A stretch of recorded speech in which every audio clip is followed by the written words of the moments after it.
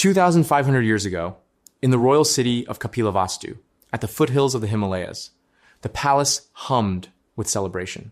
Crimson silk draped the stone corridors. Sandalwood incense filled the air, and musicians had been playing since before dawn. Today was the day Prince Nanda of the Shakya clan would take his bride. Nanda stood at a corridor window, looking down at the festive streets. A young man, handsome in the way that made people look twice. Warm eyes, fine features, ceremonial robes of deep gold in the morning light. Petals drifted through the streets, and the whole city breathed with joy.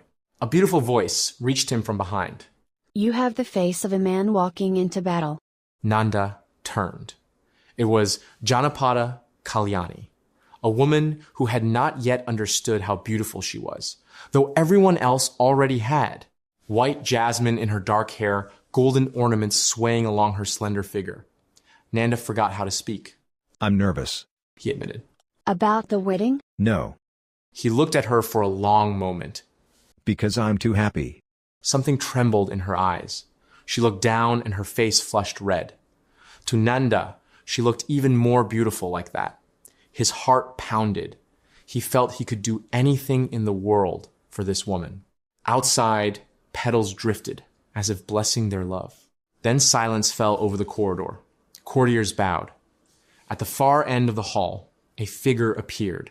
He walked with a calm step, worn saffron robe, bare feet, one alms bowl in his hand. In the prime of a man's life, yet his face made such things feel beside the point. A broad, luminous brow, eyes holding a quality of light no lamp could explain. A face you could not look away from. It was the Buddha, Prince Nanda's half-brother. Without a word, he extended the alms bowl. Prince Nanda, out of reverence as much as confusion, took it. His half-brother turned and walked away. Prince Nanda followed. Just a moment, he told himself. Return the bowl and come straight back. Then footsteps came from behind. Janapada Kalyani was running toward him, her half-combed hair flying in the wind. She called his name. Please come back soon. Those words drove into his chest. But the Buddha did not stop, and Nanda could not help but follow. And so he walked into the forest. The Buddha led Prince Nanda to Nigroda Park and had him ordained that very day. The gold robes became saffron. The title of prince was gone. But harder than any of that was the voice that would not leave his mind. Please come back soon. No matter how many hours he sat in meditation, that voice followed. For days he barely ate, barely slept. The longing for beautiful Kalyani lived in him like a wound that reopened fresh each morning. At last he said to his fellow monks, I take no joy in this life. I cannot continue. I will give up the training and return to lay life. The monks ran to the Buddha. The Buddha smiled quietly, as if he had expected this, and sent for Nanda. Nanda stood before him, thin and hollow-eyed. The Buddha asked, Why do you take no joy in this life? Teacher. Nanda's voice broke. On the day I left, Kalyani ran out with her hair half-combed and told me to come back soon. I cannot forget those words. The Buddha took Nanda by the arm. Through his power, they appeared on a forest path in northern India. Cool air, the smell of trees. By the roadside, clinging to a burnt stump, was a she-monkey whose ears, nose, and tail had been burned away. Her blackened body barely held on. Nanda. How does this monkey compare to Janapada Kalyani? Nanda had no words. There was no comparison. The Buddha walked on. The world changed. The sky turned golden, and light poured from the air itself. They were in Tavatimsa, the heaven of the 33. Hundreds of celestial nymphs moved through that radiance. Skin pale as moonlight, feet as delicate as a dove's, soft light trailing from every step. Nanda had believed Kalyani the most beautiful thing in the world. Standing here now, he understood he had never truly seen beauty before. How do these dove-footed nymphs compare to Janapada Kalyani? Compared to these dove-footed nymphs, the Sakyan girl is like a burnt she-monkey with her ears and nose cut off. There's no comparison. The nymphs are far more beautiful. The moment the words left him, Nanda felt their weight. This was the woman whose voice had driven him to the edge of abandoning everything. Yet the words were true and had come naturally. Then rejoice in your practice, Nanda. I am your guarantor for obtaining these 500 dove-footed nymphs. If the Blessed One is my guarantor, I will gladly continue this practice. The Buddha returned them instantly to Jetta's grove. By evening, every monk had heard. The rumor spread through Jetta's grove within the day. The Buddha has guaranteed Nanda 500 dove-footed nymphs. The companions who had trained alongside Nanda began to mock him openly, addressing him as they would a hired hand or a person who had been bought. Venerable Nanda is nothing but a slave, a bought man. He is leading the holy life for the sake of nymphs. The Blessed One is his guarantor for 500 dove-footed nymphs. They said it to his face and behind his back. Nanda was humiliated, ashamed, and disgusted. He had nothing to say. They were not wrong, and that knowledge sat heavier in him than any of their words. But what pressed on him even more was what he could no longer avoid about himself. He had left a woman who loved him, her hair half combed, her voice still sounding in his memory, for women he had never touched.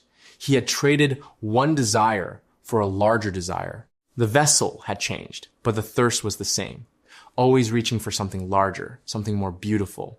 That was all he had ever been. He went alone into the forest and sat where the great sal trees rose in silence and insects filled the warm night with sound. He pressed both hands over his face and stayed with the full weight of what he was. Then from the darkness the Buddha appeared. His broad, luminous face carried its own quiet light even in the dark. That still calm radiated from him like warmth from stone that has held the sun all day. Nanda looked up.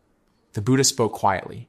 Nanda, dwell alone in a secluded place, heedful, ardent, and resolute. Not a rebuke, not a command, only a pointing of the way. For the first time, Nanda heard those words all the way through. Nanda dwelled alone in a secluded place, heedful, ardent, and resolute.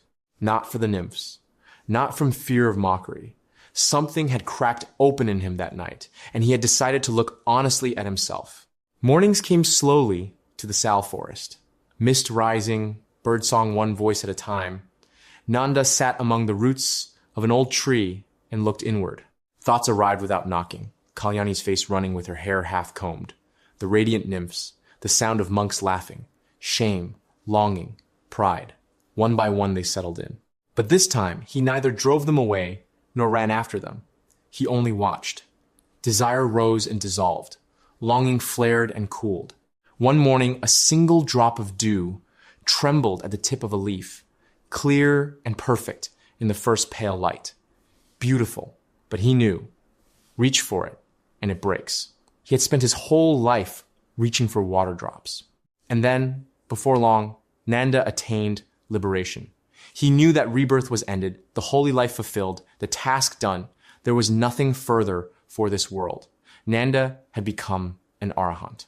That night, a deity came to the Buddha before dawn, filling Jetta's grove with radiant light, and said, Blessed One, Venerable Nanda, through the ending of the defilements, has entered and remains in the defilement-free liberation of mind and liberation by wisdom, knowing and realizing it for himself right here and now.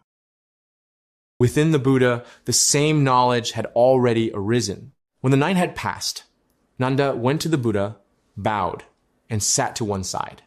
He pressed his palms together. Blessed One, regarding the guarantee of 500 dove-footed nymphs, I hereby release the Blessed One from that promise.